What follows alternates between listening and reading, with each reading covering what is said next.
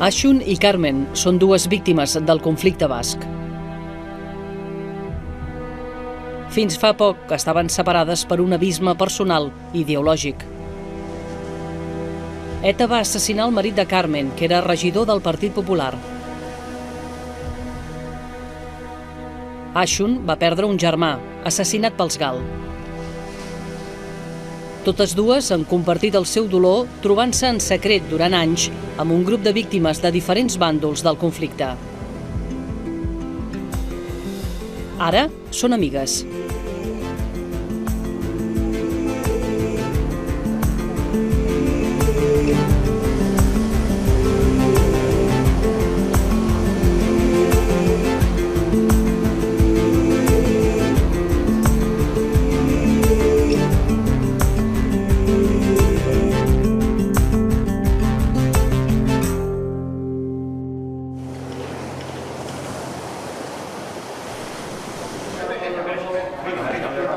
Una trentena de víctimes d'ETA, dels GAL i de tortures policials han fet una sèrie de trobades secretes des del 2007. És l'anomenada iniciativa Glencree, promoguda per l'Oficina d'Atenció a les Víctimes del govern basc. Al cap de 5 anys ha arribat el moment culminant, explicar-ho a la societat. Hemos llegado a esta conciencia compartida. Hemos llegado a una convivencia y a un reconocimiento mutuo, a una empatía con el otro, a un saber escuchar, a un respeto. Y eso es lo que nosotros queremos transmitir a la sociedad. Durant anys, les víctimes del conflicte que han participat a les trobades les han mantingut en un secret absolut pel rebuig que haurien tingut dels sectors contraris al diàleg. Ara, per primera vegada, ho expliquen en profunditat davant d'una càmera. La verdad es que en un principio cuando empezamos no pensábamos que esto se iba a mantener con ese secreto, ¿no? Que no iba a salir a la luz pública, que ese era el miedo. Es más, algunas de las personas que se descolgaron en ir allí víctimas por miedo, pues eso, a filtraciones, o aparte de ser un proceso doloroso, y eso fue una de las razones que gente puso.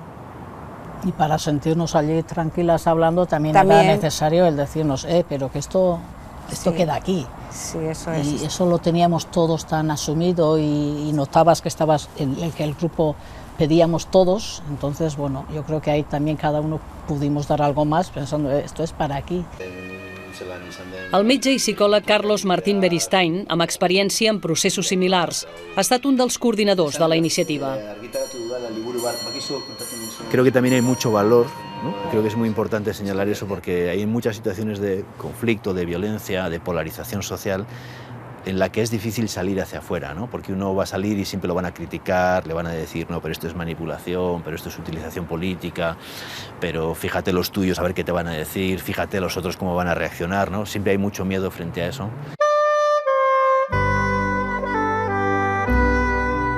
Les trobades van començar l'any 2007 lluny del País Basc, a Irlanda. L'escenari va ser el Centre per la Pau i la Reconciliació de Glencree, una institució referent d'àmbit mundial en mediació i resolució de conflictes, clau en el procés per la pau a Irlanda. En aquest ambient tranquil, les víctimes van fer el pas dolorós d'afrontar les seves històries individuals i col·lectives. Yo me acuerdo, mi corazón andaba... Y estaba escuchando, me tocó casi al final, estaba escuchando cada historia que... parece que multiplicaban la mía, ¿no? Historias que estaba escuchando que yo, o sea, cuando me llegó parece que...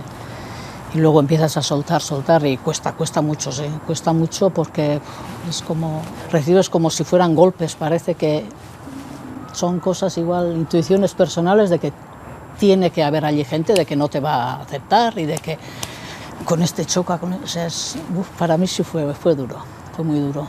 Solamente el presentarme como viuda de un concejal del Partido Popular que no sé, que parece que me echaba un poco así, como tenía esa dificultad, ¿no? Porque me parecía que tenía personas como que iban a estar un poco encontradas con no sé, por pertenecer a ese partido, porque ya mucha gente ya me dijo, pues es que le ha pasado por estar donde está, ¿no?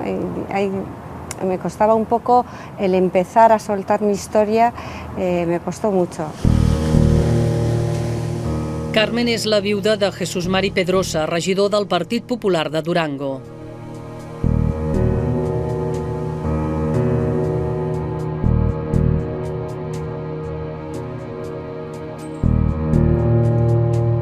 Pedrosa va ser tirotejat per ETA en ple carrer un diumenge quan tornava a casa després de fer un aperitiu. Havia rebut amenaces de mort, però es va negar a marxar del poble i no volia portar escorta. Carmen té 2 filles, amb qui intenta superar el dolor de la pèrdua. Per a ella, compartir el seu dolor amb el d'altres víctimes ha estat molt reparador. Ibas oyendo ese tipo de sufrimiento que habían tenido las otras personas y te ibas identificando mucho con la otra persona porque habías visto que en eso por lo menos el sufrimiento había sido el mismo, ¿no? Unas de un lado, otras de otro, pero fue muy duro. Sí, la primera vez que hablas se hace durísimo, parece que no puedes con ello, ¿no? Te cuesta soltar la historia. Les trobades van ser difícils per la càrrega política i els prejudicis acumulats durant dècades de conflicte, però el dolor unia les víctimes. Llegamos a identificarnos, yo creo que sí, llegamos a identificarnos, estoy convencida de que sí. Hay muchos momentos de tensión, como ha dicho Carmen, entre medias que chocan, que dices yo me voy, o sea, sí, yo... que sales con ganas de llorar, de chillar, no sé, algo como una congoja por dentro fuerte, ¿eh? Enfados, por decirlo de una forma y tal, y luego rectificaciones en muchos casos y tal, pero son, sí, hay momentos... Hay unas tensiones difíciles. Hay momentos que sí llegas a ese entendimiento y luego tiene mucho valor, pero no es un camino sin, es un camino... No es que desde el primero lo sueltas y ya va como una rosa todo, no es así. Quieren recordar a su familiar que fue asesinado, no van a poder olvidar porque no pueden arrancarse el brazo, no puede arrancarse la pierna o el corazón, ¿no? Y esa ambivalencia del recuerdo y el olvido es parte del proceso también de recuperación. Creo que es importante que las víctimas encuentren un espacio que pueda ayudarles en su proceso de recuperación. Ashun és germana de Joshean Lassa. A principis dels 80, Joshean era un jove de 18 anys que vivia amb Joshi Zabala com a refugiats polítics a França. Tots 2 estaven acusats de pertànyer a ETA, però no tenien delictes de sang. Van ser segrestats per una organització parapolicial, els GAL.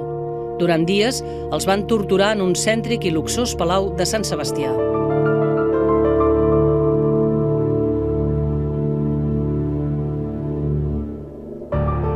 Després els van matar i els van enterrar a Busot, prop d'Alacant. Anys després van aparèixer els cadàvers. Els responsables dels assassinats de Lassa i Zabala van ser, entre d'altres, un comandant de la Guàrdia Civil i el governador civil de Guipúscoa. Els van condemnar un total de 365 anys de presó, però només en van complir 5 perquè el govern central els va indultar. Anys abans, quan els fèretres van arribar al País Basc, la policia va carregar contra la gent que els esperava.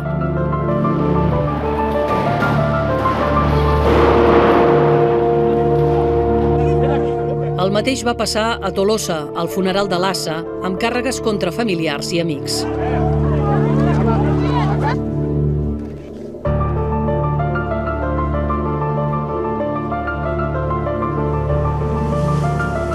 Ashun ha mantingut en secret una altra experiència dolorosa. Ella també va ser cruelment torturada l'any 82 pels cossos de seguretat de l'Estat. Després de detenir-la, la van amenaçar i encaputxar i li van aplicar descàrregues elèctriques. Va estar una setmana entre reixes i la van obligar a guardar silenci. Ho ha fet durant 30 anys.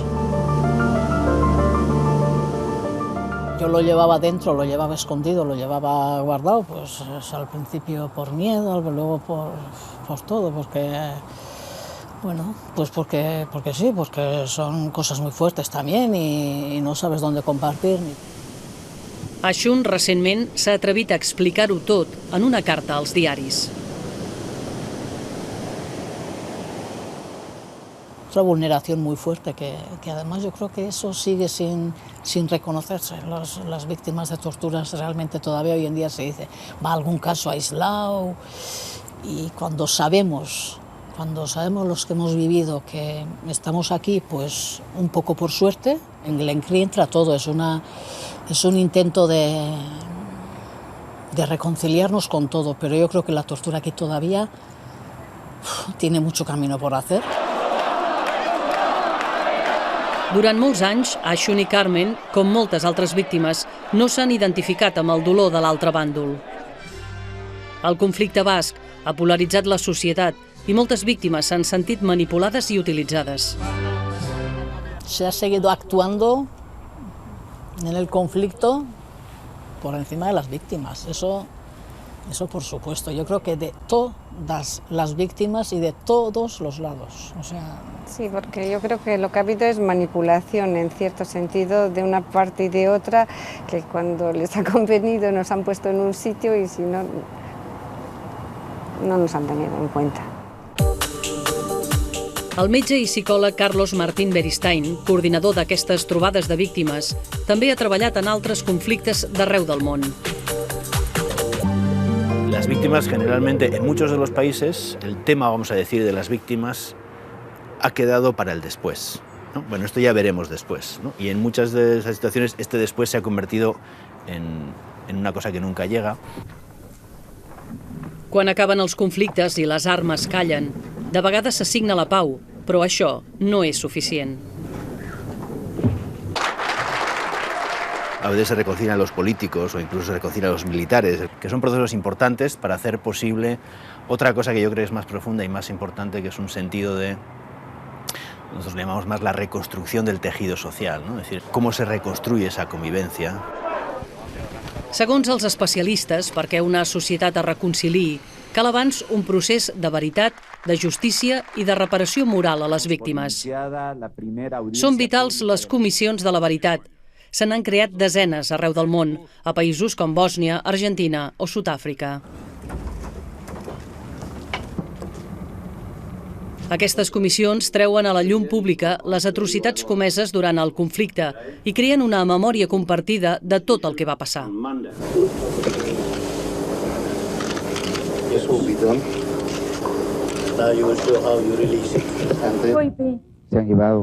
Les víctimes d'aquesta manera poden fer el dol. Yo sentía que tenía que seguir andando en busca de ella, por lo menos enterrarla. A Sud-àfrica, l'amnistia estava condicionada al reconeixement dels fets i a la petició de perdó.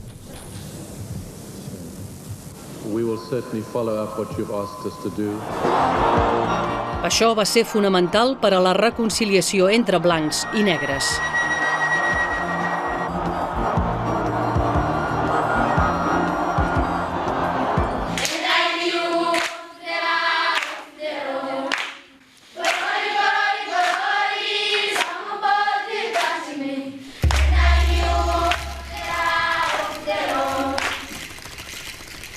L'advocat català Jordi Palou ha promogut la reconciliació entre les ètnies ruandeses, anys després del final d'un dels conflictes més sagnants de la història recent.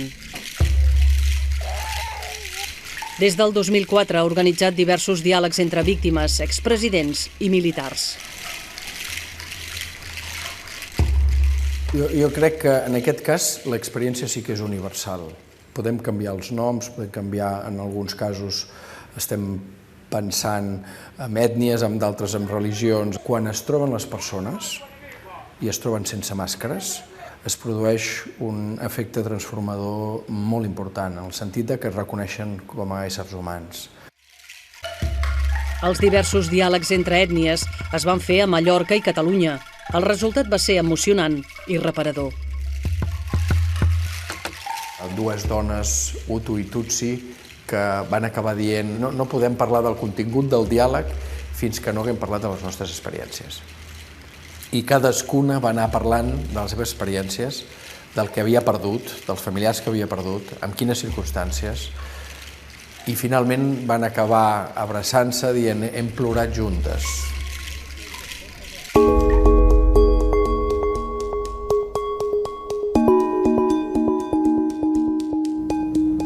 A Guatemala, la pau entre govern i guerrilles va arribar l'any 96. Aleshores es va buscar la veritat del que havia passat, amb l'elaboració d'un informe conegut com Guatemala mai més. En aquest text es recopilen milers de testimonis de les massacres que va fer l'exèrcit contra els indígenes. Al cap d'uns quants dies d'haver entregat les conclusions de l'informe, el seu promotor, el bisbe Juan Gerardi, va ser brutalment assassinat. Molts responsables de les massacres no han estat condemnats. Carlos Martín Beristain va coordinar aquest informe. No solamente lo que le pasó a las víctimas, sino también cómo se planificaron las masacres, cómo se llevaron a cabo, ¿no? Es decir, el horror es posible porque hay mecanismos que lo hacen posible. El horror no se hace posible solo porque uno llegue a un lugar y lance una bomba y haya muchos muertos o saque una metralleta y mate mucha gente. Lo que vimos en Guatemala es una planificación del terror, ¿no? Como una parte de una estrategia de destrucción.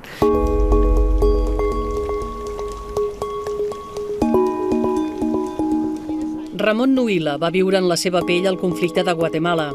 Va ser membre d'una de les guerrilles que defensaven els indígenes. En Ramon veu llunyana la reconciliació. Quina societat es va poder reconciliar encara amb tot això pendent? O sigui, perquè està amagada. La societat guatemalteca continua amagada darrere de que si tu tens el mur de la impunitat i tu treus la cara, et mataran. Fins que no arribi la justícia no tindran una resposta col·lectiva. El president Álvaro Colom, en nom del govern, va fer un primer intent de reparació adreçat a les víctimes, demanant perdó per una de les massacres de l'exèrcit. L'Estat de Guatemala, com a jefe de l'Estat de Guatemala, com a president, com a comandante general del ejército de Guatemala, pido perdón a las familias, ofrezco disculpas, muy consciente de que eso es un poquitín. Però jo no conec cap general que digui sincerament si ho he fet, ho sento, cap coronel, cap capità. Públicament no s'ha fet un reconeixement així.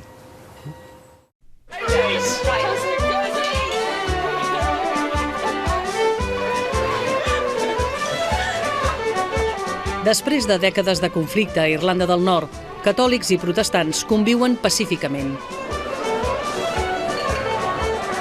Han sorgit moltes iniciatives de reconciliació i perdó de la mateixa societat. És el cas del programa Facing the Truth de la televisió pública BBC, moderat pel bisbe sud-africà Desmond Tutu.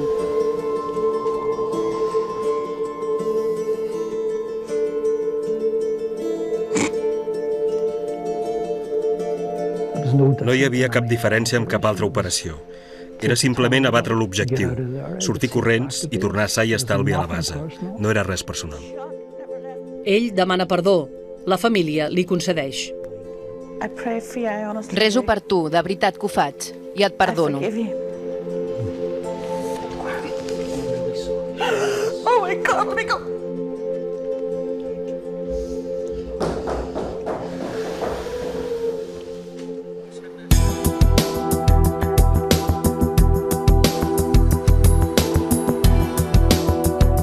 L'Emma és protestant, l'Edward, catòlic. Un matrimoni que simbolitza la convivència pacífica de la societat d'Irlanda del Nord. El tema de la religió és intranscendent per nosaltres. Sí?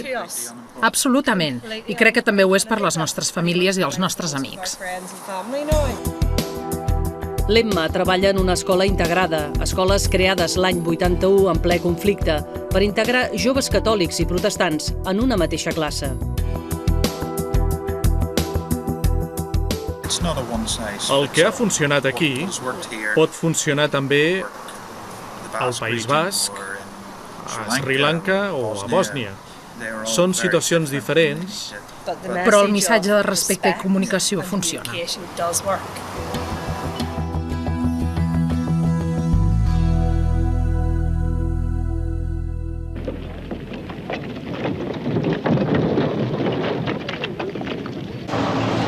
Una situació anòmala es dona a l'estat espanyol.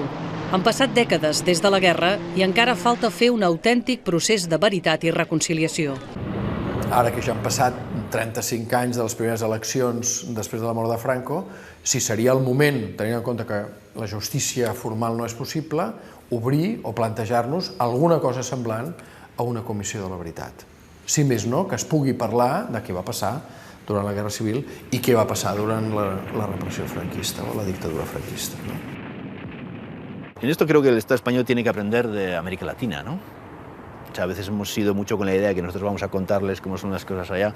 Creo que hay que hacer más un aprendizaje de cuáles han sido las experiencias que ha hecho América Latina en la búsqueda de los desaparecidos, en las comisiones de la verdad, en la atención a las víctimas, en una memoria que incluya esa memoria de las violaciones de derechos humanos, ¿no?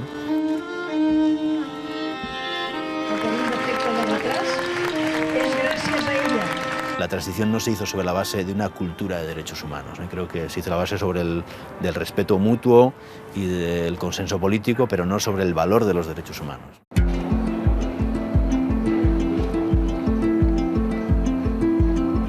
Les víctimes del conflicte basc que han participat en la iniciativa Glencree sí que han reconstruït a partir de la veritat i dels drets humans.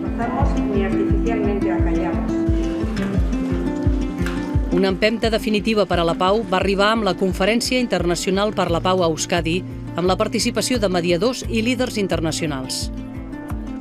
I això va precipitar l'anunci més esperat. Es tiempo también de actuar con responsabilidad y valentía. Por todo ello, ETA ha decidido el cese definitivo de su actividad armada. Me acordé sobre todo mucho de las víctimas de ETA. Me acordé muchísimo, para mí fue un alivio muy grande. ¿Será de verdad que esta vez es definitivo? Siempre tienes ese miedo, ¿no?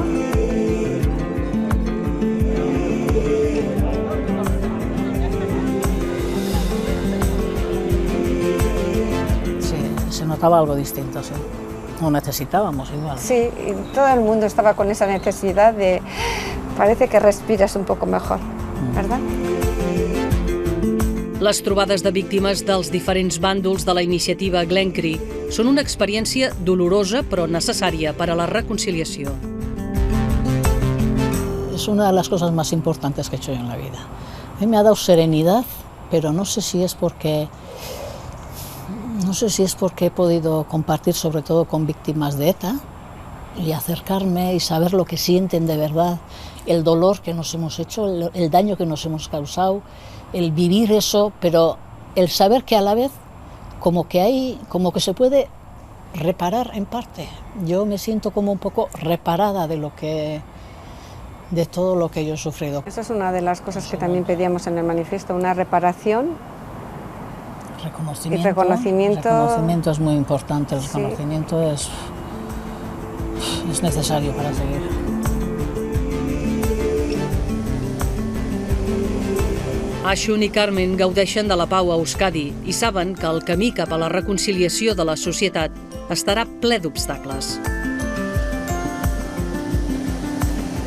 Lo que sí que hay que hacer una autocrítica real de lo que ha pasado, yo pienso, y reconocimiento de todos equitativamente, de todas las personas que han sufrido, que hemos sufrido, reconocimiento de todos por igual. Igual quedan muchas cosas pendientes y está bien que ya, no sé, todos nos vayamos quedando a gusto, ¿no? Que se haga el camino bien, que lleguemos a una reconciliación, a un reconocimiento, a una justicia que cada uno pedimos como tiene que ser. A ver si en próximas generaciones pueden tener una mejor convivencia que la que hemos tenido los demás. De eso se trata.